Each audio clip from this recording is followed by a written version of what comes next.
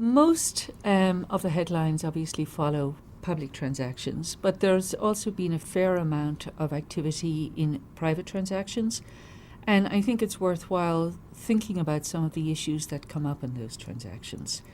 And obviously, the issues vary depending on the type of transaction. But if you have a larger company that's selling a subsidiary or division of itself, as opposed to a company that just happens to be private, selling all of itself, you tend to see different issues, at least with respect to figuring out what the seller wants to sell and what the buyer wants to buy.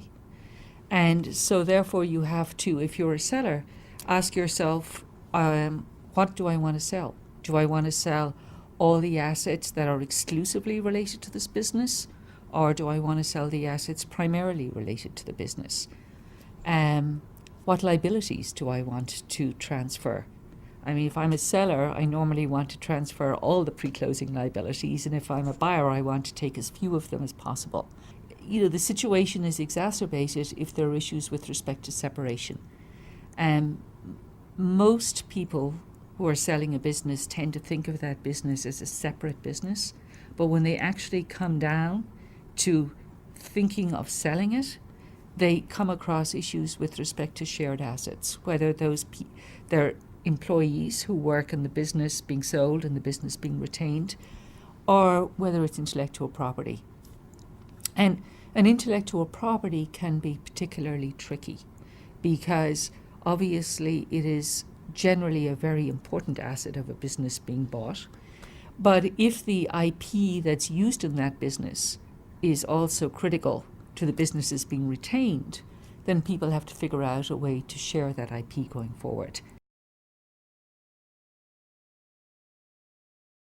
One issue that is not so much an enormous substantive issue, but it can give rise to a timing issue, is whether the seller is going to have to provide audited financial statements for the business being sold. And if the business being sold is substantial, the buyer will often require them to give it comfort as to what it's buying. And if it's financing the transaction, its financing sources will often require audited financial statements to be delivered as a condition to providing the financing. And putting together audited financial statements, particularly if they have to go back 3 years, takes time. And so one of the things that the seller should talk about to its bankers, in particular if it has them, is, do you think we're going to need audited financial statements to get this deal done? And if the answer is yes, they need to start preparing those sooner rather than later.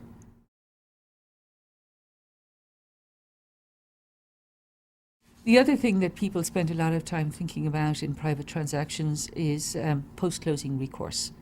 Is the seller going to stand behind its representations and warranties? And if so, for how long?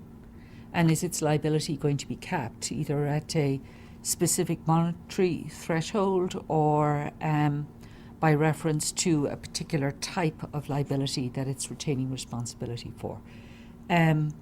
The other thing that a buyer has to think about for a private transaction is, how is it going to ensure that the money will actually be there if it seeks indemnification? If the sellers are individuals, obviously they could give the money away to their significant others or to charity. And if the seller is a shell company, it can obviously just dividend it out and it has no other assets. So people look at holdback arrangements or escrow arrangements or set-off arrangements, which can be very useful if the buyer will make post-closing payments to the seller in respect of things like transition services or supply arrangements. One of the first questions is, how do I want to structure my transaction? Do I want to do a merger or do I want to do a tender offer? And generally speaking, at least if there are regulatory or financing issues, people structure public transactions as a merger. If there's an hostile or unsolicited transaction, generally the first step is a tender offer made directly to the shareholders of the target company.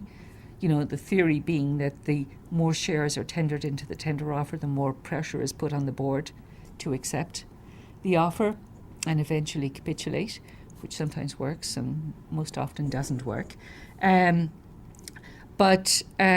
both. In a couple of the recent transactions involving private equity firms, they used a dual track structure.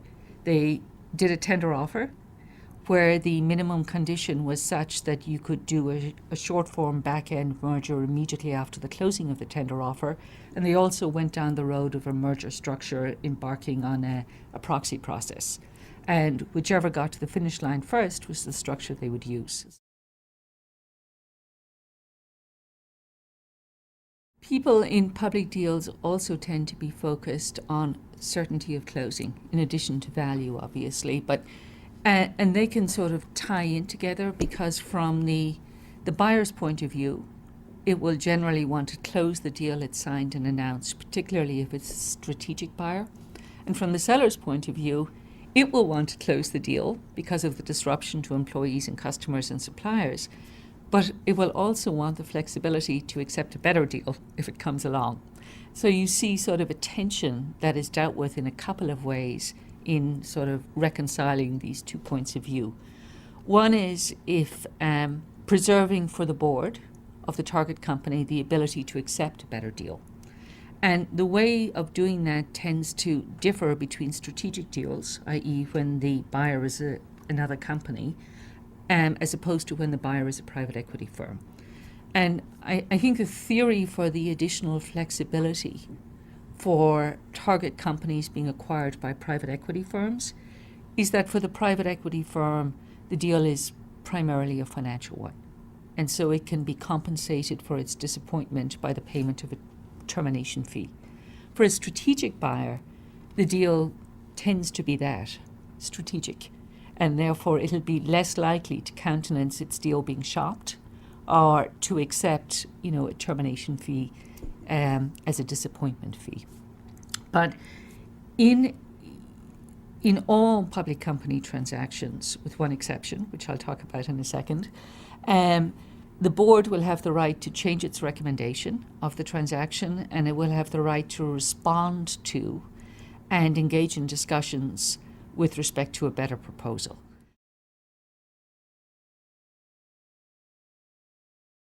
People have sort of now said, okay, at least in some circumstances, I want to treat my private equity buyer like a strategic buyer, i.e. I want the right to seek and obtain specific performance so that my transaction can close.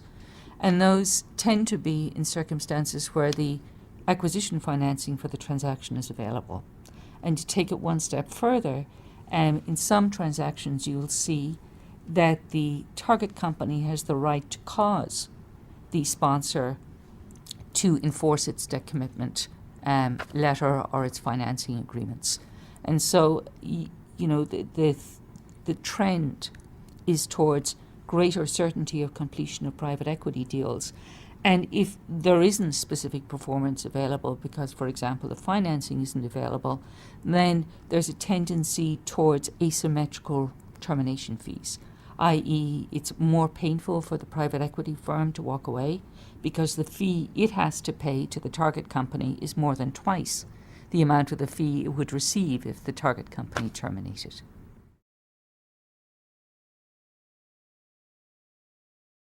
In private equity transactions, it will sometimes, and reasonably often, actually have the right to go out and solicit transactions that are better for some period of time after signing, the so-called go shop. And the go shop generally lasts between 30 and 45 days, with 30 days probably a little bit too short to be really useful, and 40 to 45 days being more of the norm. And you sometimes enhance the auction process that's meant to be generated by the go shop by having a two-tier termination fee for the target company, i.e. if it terminates the agreement to accept a better proposal that came in during the go shop period, it will pay a fee that's maybe 50% of the normal 2 to 4% termination fee. Go shops, as I mentioned, tend to be used in private equity transactions, but they're probably being used less than they were when they first started. And experience has shown that they actually don't result in a better transaction that often. I think about, fewer than 20% of the transactions with go shop provisions actually attracted a better bid.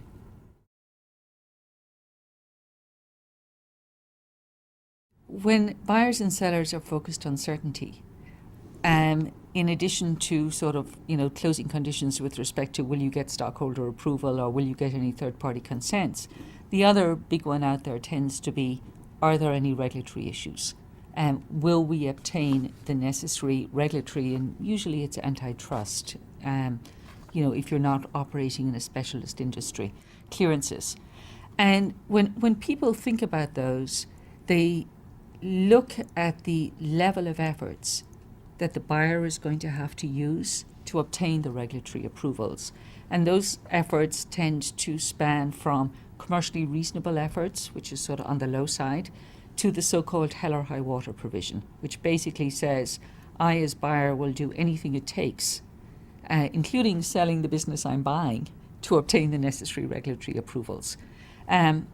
Those provisions are rare. The other thing that you sometimes see is the buyer will agree to pay a reverse termination fee if the regulatory clearances aren't obtained. Now, you don't see that very often because it's really painful for a buyer to do that.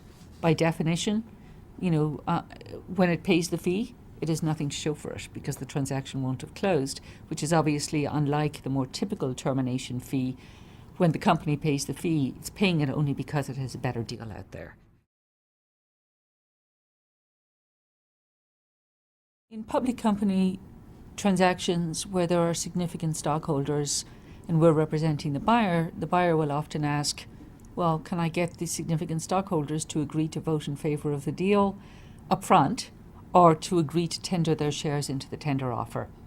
And unfortunately, the answer is sometimes no, because there was a 2003 case in Delaware involving a company called Omnicare, where the Delaware court held that a board could not countenance a transaction being locked up.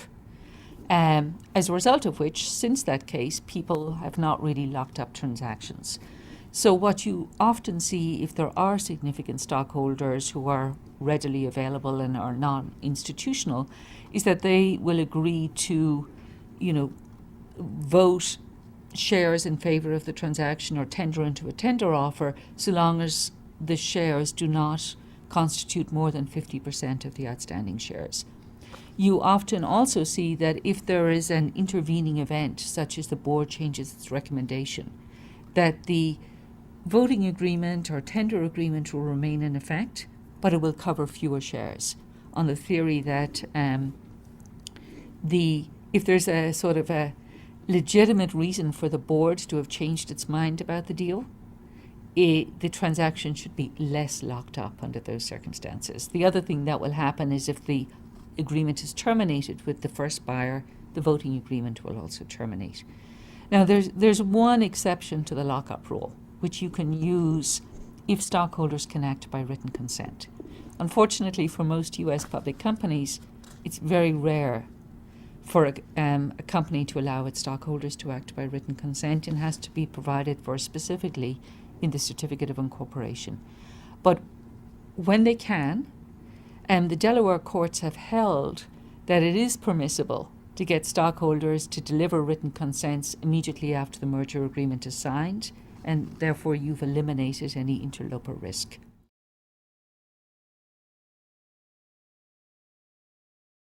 Clients ask, where do we go from here, or what do you see happening over the next couple of years? And I mean, essentially it's difficult to say, because there's still, I believe, a fair amount of uncertainty.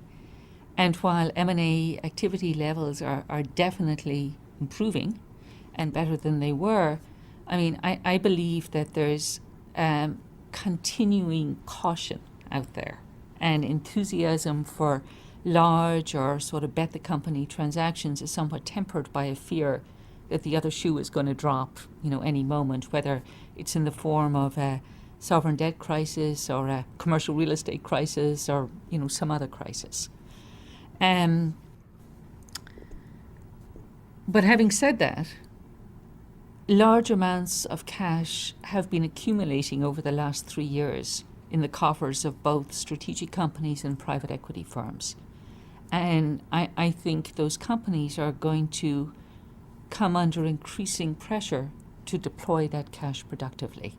And obviously, one thing that's seen as a productive way of deploying cash is to acquire other companies. If another shoe doesn't drop and the pressure continues to deploy cash, I believe we may see a continued focus on certainty and on value, i.e. if you're a seller, getting the best value possible for your company. And I think that the leverage, the negotiating leverage, may sort of swing back to the seller a little bit, where it's, people could say that it's sort of been a buyer's market for the last couple of years. I think that may change.